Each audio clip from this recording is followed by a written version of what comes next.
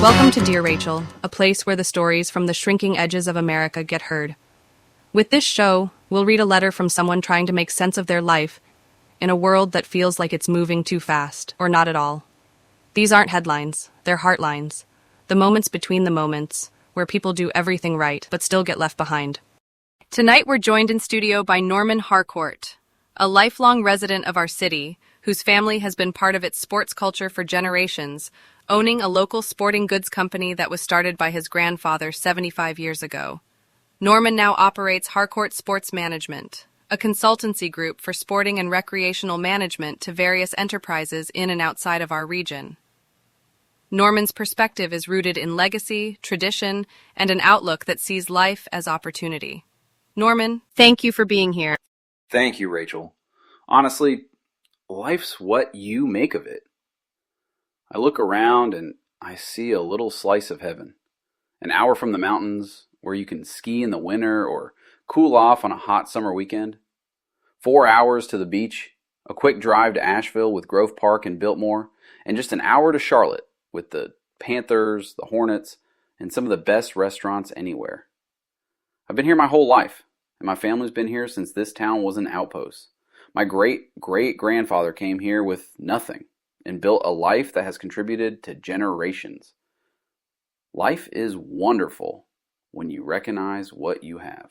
Norman, that's a beautiful description, and I can hear how deeply your roots run here. You've inherited not only land and name, but a sense of continuity that many families would give anything to have. But let me tell you, I also sit with people every week whose lives here feel nothing like the slice of heaven you describe. They are working 2 jobs and still falling behind. Their children don't see a path to those mountains or beaches. They see obstacles just to get through another week. So while for you, life may truly be what you make of it, for many in this community, life is also what has been made for them by generations of choices that narrowed opportunity instead of expanded it. And that, Norman, is the reality we cannot ignore if we want our city's future to belong to everyone. Rachel, I hear that kind of talk, but let's be honest. Life has never been easy for anyone who wasn't willing to put in the work. When I was coming up, you didn't expect things to be handed to you. You learned discipline. You took pride in showing up, even when it wasn't comfortable. That's what separates people who make it from those who don't. The people today, too many of them, want the rewards without the grind. They want to start at the top instead of learning the ropes. If you want the boat, the trips, the good life, you've got to build it. Nothing in this world is free, and I think people forget that. Personally, I've been through the downturns. When the dot-com bubble hit, my portfolio lost half its value. Same thing in '08 when the crash nearly gutted everyone's retirement accounts. It's not fun, but here's the difference. I didn't panic. I didn't throw in the towel or blame the world. The market always comes back and it rewards people who stay disciplined. That's the lesson. Too many folks are chasing iPhones, Netflix subscriptions, or the latest gadget, instead of putting that money into something that builds for the long run. You want security? Invest. Stop living for today's entertainment and start thinking about tomorrow's foundation. That's how you weather storms. Always has been, always will be. Norman, I noticed that you've got the latest iPhone in your hand. That shows you're comfortable, disciplined, and successful. No doubt about it. But do you believe your experience is the only map for our city? Because for many people here, wages don't stretch, housing costs climb, and saving for the future feels impossible. Is there room in your vision for them? I've earned what I have. If I can afford an iPhone, it's because I've lived within my means. That's the problem with people today. They spend too much on entertainment and gadgets instead of investing for the long run. The market always comes back, Rachel. My portfolio's been cut in half twice. Once in the dot-com bubble, again in 2008, but you ride it out. You don't panic. You plan. That's how you win. Norman, I respect the discipline it takes to ride out downturns. But let's be honest, not everyone in our community even has a portfolio to fall back on. Here in our city, thousands of people live paycheck to paycheck. Many renters spend more than a third of their income just to keep a roof overhead. For them, there is no riding it out. When food costs rise or hours get cut, the margin disappears. The divide isn't about who buys iPhones, Norman. It's about who can withstand the shocks. You may have weathered 2 recessions with assets intact, but others lost their homes, their savings, their footing, and they never recovered. That's the split we're dealing with locally. The haves who plan for the long run, and the have-nots who are forced to survive in the short run. Infrastructure is aging faster than it's being repaired. Maybe a wonderful life for one segment doesn't equate to the same for others? Life has its roles, Rachel. Always has, always will. My wife has to manage our family so that I can manage my career, my investments, and my commitments. It's what people do. And look, I'm not saying things are perfect for everyone, but life is wonderful if you approach it with the right attitude. That's just the truth. Some would say what's wrong is very real.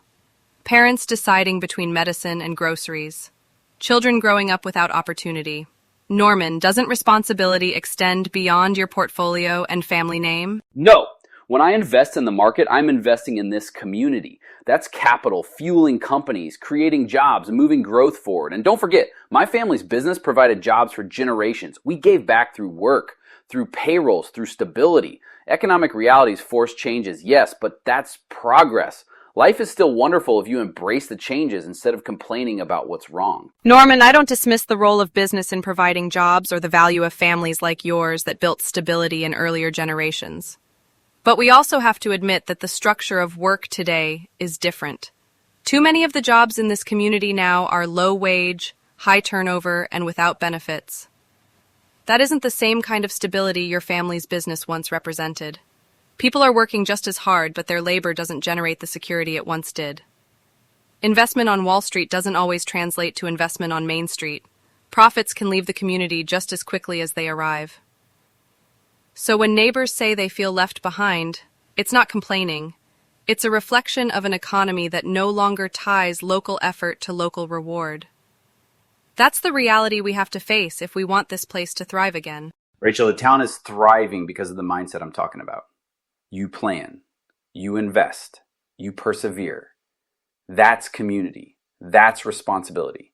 These other worries, people need to support what's happening. Stop being against everything. That is how we start building for tomorrow. Life is great when you understand that. Life is what you make of it. Norman, I appreciate you joining me in the studio today. I hope you'll come back sometime so we can continue this discussion. I'd enjoy that very much, Rachel. Life's good when you get to share it. You've just got to have an attitude of gratitude. You've just heard Norman Harcourt's perspective, a man whose family legacy and investments allow him to see life as wonderful. And in many ways, for him, it is. But I also know families in our city struggling to afford health care, raising children in schools without enough resources, and driving on roads that feel less safe every year. Their reality is not one of effortless leisure or generational security. It's a harder story, built on sacrifice without the cushion Norman takes for granted. That contrast is what this conversation is about. Two very different visions of the same community. For Norman, life is what you make of it. For others, life is what you're forced to endure. And somewhere between the two lies the truth we'll keep pressing toward. That's a wrap on this episode of Dear Rachel. These conversations aren't about winning arguments. They're about pulling the curtain back on the choices, trade-offs, and realities shaping our community. What's at stake isn't abstract. It's the everyday lives of people trying to find their footing in a changing world. I'm Rachel. Thank you for joining me.